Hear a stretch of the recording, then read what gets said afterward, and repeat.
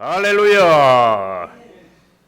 이주의 광야의 식탁 29번째 시간이 돌아왔습니다. 이 세상은 광야입니다. 그러므로 많은 고통과 목마름과 문제가 있습니다. 그러나 분명한 것은 이 광야에는 오아시스가 반드시 있다는 사실입니다. 그 영적인 오아시스가 바로 십자가 앞인 줄로 믿습니다. 그러므로 오늘 말씀을 아멘으로 받아들이시고 꽃피고 열매 맺는 삶을 살아가시기를 예수님의 이름으로 축원을 드립니다.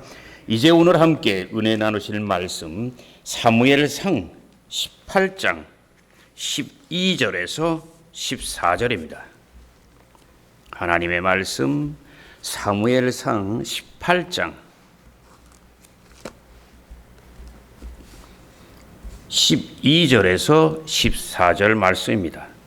우리 찾으신 줄 알고 함께 우리 봉독하는 시간을 갖겠습니다. 여호와께서 사울을 떠나 다윗과 함께 계심으로 사울이 그를 두려워한지라. 그러므로 사울이 그를 자기 곁에서 떠나게 하고 그를 천부장으로 삼음에 그가 백성 앞에 출입하며 다윗이 그의 모든 일을 지혜롭게 행하니라. 여호와께서 그와 함께 계시니라. 아멘. 저는 오늘 이 시간 함께 봉독한 말씀을 중심으로 해서 놀라운 승리의 비결, 하나님과 동행이라는 제목으로 은혜의 말씀을 나누고자 합니다. 모든 성도들은 한 번밖에 없는 인생에서 승리와 형통과 축복을 누리기 원합니다. 근데 성경을 읽어보면 그 축복으로 가는 길이 굉장히 많아요. 비결이 굉장히 여러 가지가 기록되어 있어요. 근데 성경에 기록된 축복과 승리와 형통으로 가는 그 비결을 한마디로 요약한다면 그것은 바로 하나님과 동행하는 삶입니다. 하나님과 동행하는 삶인 걸 믿으시기를 주의 이름으로 축원합니다. 그래서 저는 오늘 주님과 동행하는 삶이 왜 중요하고 어떻게 우리가 동행할 수 있으며 어떤 복을 누릴 수 있는가 함께 살펴보므로 큰 유익을 얻고자 합니다. 첫째로 놀라운 일과 임마누엘의 은혜에 대해서 말씀드리겠습니다. 성경을 보면 승리와 영광의 삶을 살았던 사람들의 한 가지 공통점이 있어요. 그게 바로 하나님과 동행하는 삶을 살았다는 사실입니다. 요셉의 생애 속에 다가온 많은 고통들이 합력하여 선을 이룰 수 있었던 이유는 요셉이 위대해서가 아니라 하나님이 요셉과 함께 하셨기 때문인 걸 믿으시기를 주의 이름으로 축원합니다. 우리는 그 사실을 창세기 39장 안에 한 장 안에 하나님이 요셉과 함께 하셨더라 하는 말씀이 무려 4번 기록된 사실을 통해서 알 수 있습니다. 여호수아가 약속의 땅을 얻기 위해서 가나안 족속과 이제 7족속과 7년 전쟁에서 싸워야 되죠. 그 전쟁에서 승리한 이유도 하나님이 여호수아와 함께 하셨기 때문이라고 성경은 말씀합니다. 여호수아 1장 5절은 말씀합니다. 내가 모세와 함께 한 것 같이 너와 함께 하리라. 너는 강하고 담대할지어다. 사사인 기드온이 메뚜기 떼와 같이 많은 위대한 군대와 싸워서 승리한 이유도 하나님이 기드온과 함께 했기 때문에 사사기 6장 16절을 보니까 주께서 말씀하시기를 내가 반드시 너와 함께 하리라. 내가 반드시 너와 함께 하리라. 그런데 성경에는 평생 하나님과 동행함으로 승리와 영광의 삶을 산 인물들이 많이 기록되어 있는데 그 중에서 가장 빛나는 인물이 한 사람이 있어요. 그가 바로 하나님이 가장 사랑했던 다윗인 걸 믿으시기를 예수 이름으로 축원합니다. 우린 그 사실을 오늘 말씀 들어있는 사무엘상 18장 안에 다윗이 하나님과 동행했다는 말씀이 무려 3번 기록되어 있어요. 그뿐만 아니라 사무엘하 8장에 보면 이런 말씀이 2번 기록되어 있어요. 다윗이 어디를 가든지 하나님께서 이기게 하시니라. 다윗이 어디를 가든지 하나님께서 이기게 하시니라. 믿으시면 큰 목소리로 아멘. 구약 성경 초기 기록에는 이스라엘 역사에 매우 중요한 세 가지 사건이 기록되어 있어요. 이집트에서의 구원, 광야 40년의 통과, 그리고 약속의 땅을 차지하는 축복, 승리. 그런데 성경을 자세히 살펴보면 하나님께서는 이 큰 사건 속에 단 한 번도 이스라엘 백성을 떠난 적이 없어요. 자식을 낳은 어미가 절대로 그 자식을 떠나지 않듯이 늘 하나님은 동행하셨어요. 그 이유는 바로 그 약한 이스라엘 백성들을 사랑하셨기 때문인 걸 믿습니다. 홍해를 건널 때의 모습이 출애굽기 14장 14절에 기록되어 있잖아요. 여호와께서 너희를 위하여 싸우시리니 너희는 가만히 있을지어다. 광야 통과할 때의 모습이 신명기 1장 31절에 기록되어 있잖아요. 이 초목사가 너무나 사랑하는 말씀. 광야에서도 너희가 경험하였거니와 아버지가 아들을 가슴에 안고서 걷듯이 하나님께서 지나간 40년 동안 너희를 가슴에 안으시고 품에 안으시고 이곳까지 인도하셨느니라. 할렐루야. 그리고 약속의 땅을 얻었을 때 모습이 여호수아서 23장 5절에 기록되어 있잖아요. 하나님께서 너희 앞에서 그들을 쫓아내시리니 하나님께서 너희에게 말씀하신 대로 너희가 그 땅을 차지하리라. 할렐루야. 사랑하는 여러분, 신앙생활에서 가장 중요한 게 뭐예요? 바로 하나님과 동행하는 것. 우리는 그 사실을 그 유명한 시편 23편을 통해서 분명하게 알 수 있어요. 왜냐하면 다윗이 굉장히 많이 복을 받은 사람이잖아요. 그리고 또 시편 23편에 분명히 다윗은 하나님께 받은 축복과 은혜를 감사합니다. 푸른 초장 쉴 만한 물가, 원수의 목전에서 큰 잔치상을 받은 것을 베풀어 주신 것을 감사해요. 그런데 시편 23편을 잘 보고 깊이 묵상하면 정말 중요한 건 땅에 있는 축복이 아니에요. 왜냐하면 다윗이 죽음의 골짜기에서 살아난 건 자기의 힘이나 능력이 아니라 바로 성경은 말씀하시기를 다윗이 사망의 골짜기에 빠졌을 때 함께 하시고 위로하시고 건져주시고 인도하신 하나님의 손길 때문이라고 다윗이 고백하는 걸 믿으시기를 주의 이름으로 축원합니다. 주의 이름으로 축원합니다. 근데 그럼에도 불구하고 오늘날 많은 성도들은 축복에 너무 집착을 해요. 그러니까 땅의 것만 자꾸 보다 보니까 하늘을 못 봐. 그리고 하나님 동행하는 걸 잊어버려. 이건 굉장히 지혜로운 믿음이 아니에요. 왜냐?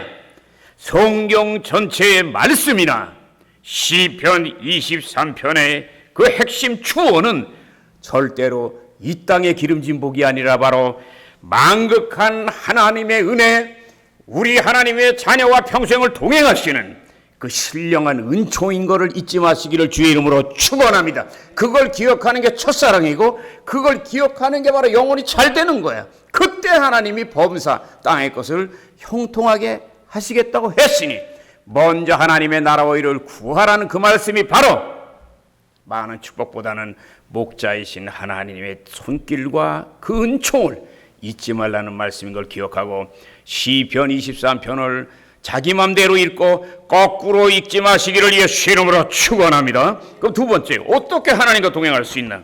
성경에 많은 비결이 있지만 저는 이 말씀을 굉장히 좋아합니다.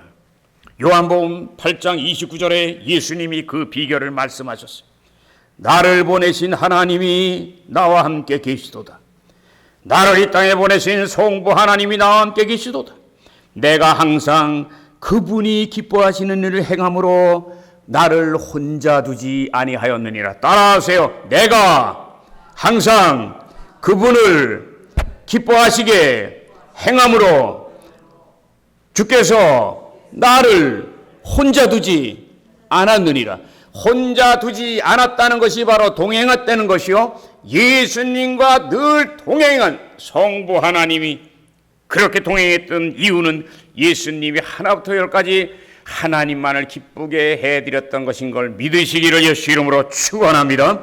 우리는 이 말씀을 통하여 하나님과 동행하는 핵심 비결이 바로 하나님을 기쁘게 해드리는 삶이에요.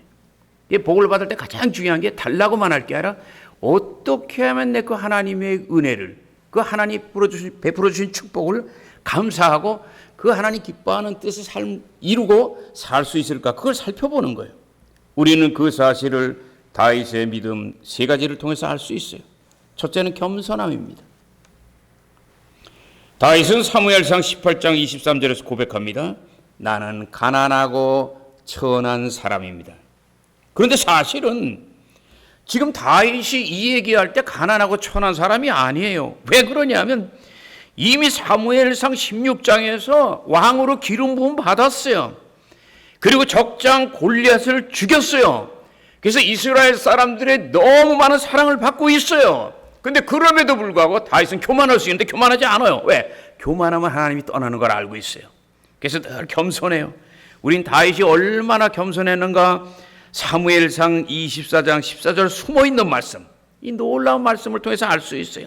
뭐라고 고백하는 줄 아세요? 나는 죽은 개요. 개도 값이 안 나가는데 죽은 개야. 나는 죽은 개요. 난 벼룩이 같은 존재입니다. 이 고백이 뭐예요? 사울 왕이 다윗을 죽이기 위해 쫓아다닐 때 다윗이 한 말이에요. 이 말이 무슨 말이에요? 왜 귀하신 왕께서 나같이 보잘것없는 사람을 죽이기 위해서 쫓아다니면서 많은 시간을 허비하고 많은 고생을 하시냐, 그 얘기야. 너무나 겸손한 이 다윗을 하나님은 사랑하셔서 하나님이 평생 그와 함께 하시고 눈동자같이 지켜준 걸 믿으시기를 예수 이름으로 축원합니다. 그리고 또 하나 하나님과 동행할 수 있었던 비결, 지혜로움이에요. 사무엘상 18장에 성경은 말씀하기를 다윗이 지혜롭게 행했더라. 이 말씀이 4번 기록되어 있어요. 4번 기록되어 있어요. 특별히 우리가 주목해야 될 말씀은 30절이에요. 다윗이 사울 왕의 모든 신하보다 더욱 지혜롭게 행함으로, 따라하세요, 그 이름이 심히 존귀하게 되었더라. 존귀하게 되기를 원하거든 먼저 지혜로우시고 하나님을 경외하시기를 예수 이름으로 축원합니다. 그리고 세 번째는 담대함이에요. 사울왕은 다윗을 미워해요. 어떻게 죽일까 하다가 브레셋 군대와의 싸움을 하게 해서 브레셋 군대를 통해서 전쟁터에서 죽게 하려고 하는 하나의 흉계를 꾸며요. 그리고 다윗에게 제안합니다.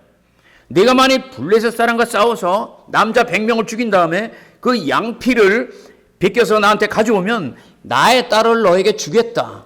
아주 굉장히 그럴듯한 제안을 해요. 근데 다윗은 벌써 그 안에 흉계가 들어있는 걸 알고 있어요. 그런데 어차피 부딪혀야 될 과정이고 넘어야 될 여리고 성이기 때문에 뒤로 물러나질 않아요. 물론 다윗은 사울왕의 흉계를 알았어요. 그러나 지금의 상황에서 피해버리면 이건 다윗이 아니야. 어차피 넘어야 돼요. 그러므로 다윗은 단단히 결심한 다음에 이 장애물을 뛰어넘기로 작정하고, 놀랍게도 왕이 명령한 것은 100명만 잡아서 양피를 가져오라 그랬잖아요. 곱하기 200명 브레셋을 죽이고 양피를 갖다가 바침으로 놀라운 역전승을 하고 공주를 얻어서, 사울 왕의 딸을 얻어서 왕의 사위가 된 걸 믿으시기를 예수 이름으로 축원합니다. 예수 이름으로 축원합니다. 사랑하는 여러분, 다윗이 하나님을 기쁘게 해드린 세 가지 믿음이 바로 겸손과 지혜와 담대함이에요. 이 세 가지가 바로 경외하는 믿음, 다윗의 믿음의 핵심입니다. 그러므로 하나님이 다윗과 평생 동행함으로 그의 삶에 잔이 넘치는 축복이 다가온 걸 믿으시고, 여러분도 정말 잔이 넘치는 복을 누리기 원한다면 겸손과 지혜와 담대함을 통해서 하나님의 손을 굳세게 잡으시기를 예수 이름으로 축원합니다. 예수 이름으로 축원합니다. 그럼 세 번째 끝으로 주님과 동행할 때 다가오는 축복에 대해서 말씀드리겠습니다. 성경에는 그 축복들이 다양한 모습으로 기록되어 있어요. 다윗만치 하나님을 기쁘게 해드린 사람이 없어요. 그래서 다윗같이 많은 복을 누린 사람이 없어요. 그런데 그 놀라운 다윗이 누렸던 축복을 쉽게 알 수 있는 방법 중에 하나는 다윗이 정복한 땅의 크기를 보는 거예요. 그 모습이 사무엘하 8장에 자세히 기록되어 있습니다.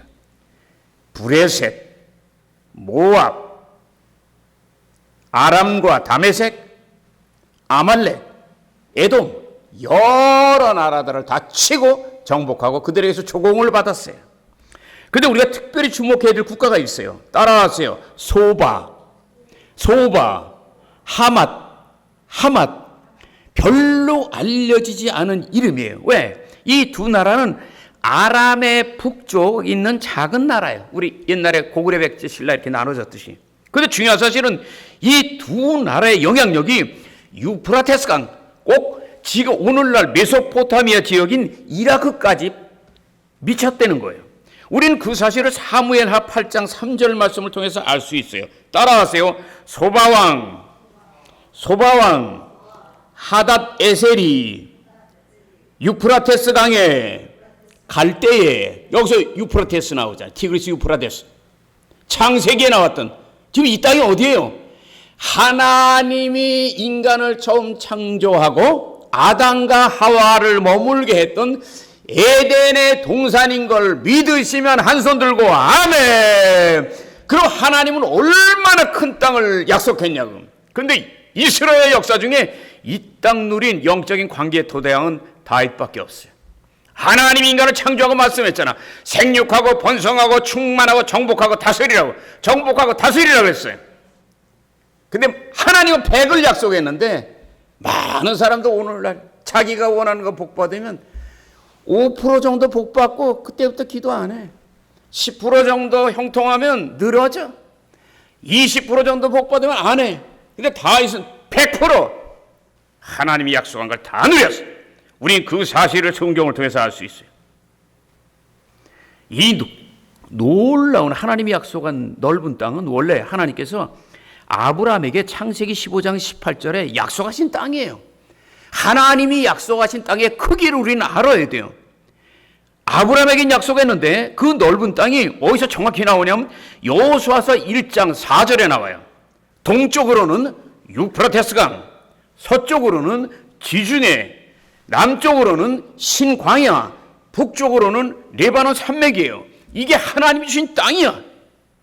근데 이 땅을 누린 사람은 이스라엘의 그 많은 사람 중에서 이 다윗밖에 없다. 그러니까 하나님의 영광과 하나님의 말씀을 이루는 것은 다윗밖에 안 되기 때문에 다윗을 그렇게 하나님이 사랑한 걸 믿으시기를 예수 이름으로 축원합니다. 그러므로 성경은 오늘도 시편 81편 10절을 통해 이렇게 말씀하시잖아요. 따라하세요. 내 입을 크게 열어라. 내가 채우리라. 내 입을 크게 열어라. 내가 채우리라. 이 입은 밥 먹을 때 입이 아니라, 말하는 입이 아니라 기도하고 순종하는 입인 걸 믿으시기를 주의 이름으로 축원합니다.